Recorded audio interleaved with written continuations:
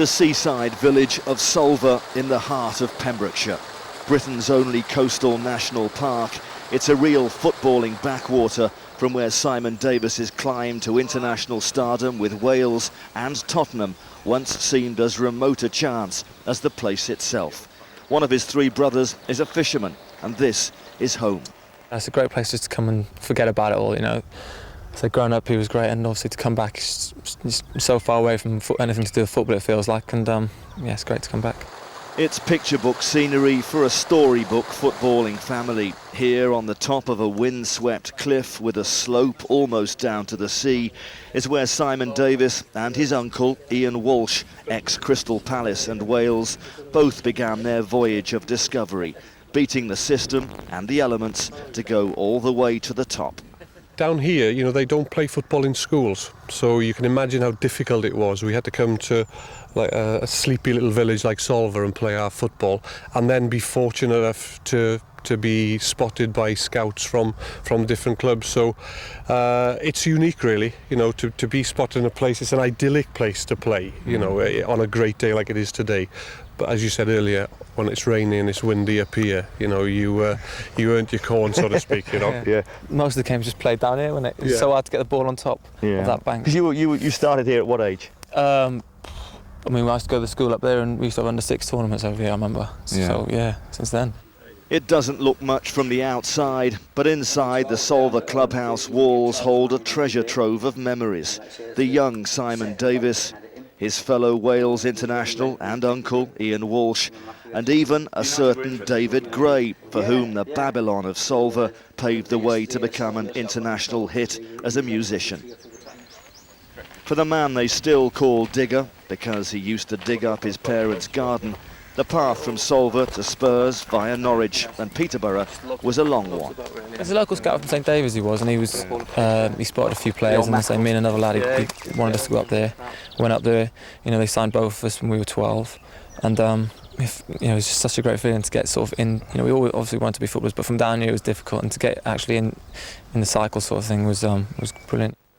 The young Digger was unearthed by the then Solva under-11s coach Ron Bynan, a man with a scrapbook of memories, including the day 10-year-old Simon crossed swords in the Welsh schools final with a striker who went on to cross the border to England. Number 9 for Pembrokeshire was Simon Davies of Solva CP, and his opposite number, Michael Owen of Rector Drew of Harden. I think the lad's a bit famous himself now. Did he score a few goals? Yeah, I think he got 3 that day. I think we lost 5-1 eventually. It was Digger Davies, though, who dug deepest to play for Wales. Well, Simon, is that your first Welsh shirt? Yeah, it's a shirt I wore in the 21s against Belarus, yeah. So I thought I'd give it to the club.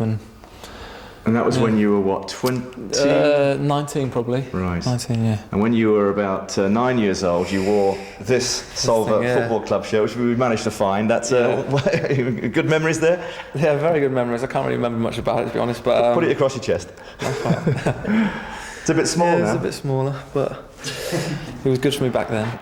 Since then, he's filled every shirt he's ever worn with pride, passion and power, becoming a regular for club and for country. After more than 3.5 years at Tottenham, though, there has been talk of a new port of call for Davies. Manchester United have harboured interest in the past. He had trials with them, but United simply missed the boat. They said he was a bit rough round the edges after his first tackle of the game, where he got told off. But I couldn't understand that when they had people like Remy Moses in the side. But there you go. You know, they've had a couple of bites at him. They may get him eventually one day. Digger would love it if he went there, mind. You know, he's always been a big Man United fan. How long have you got left in your contract? I signed a new one last year. I've got 4 years left now. So, you know, until I'm told otherwise, I'm quite happy that, you know, if we can. You know, I'm sure we'll do well this year, and everyone will be happy again.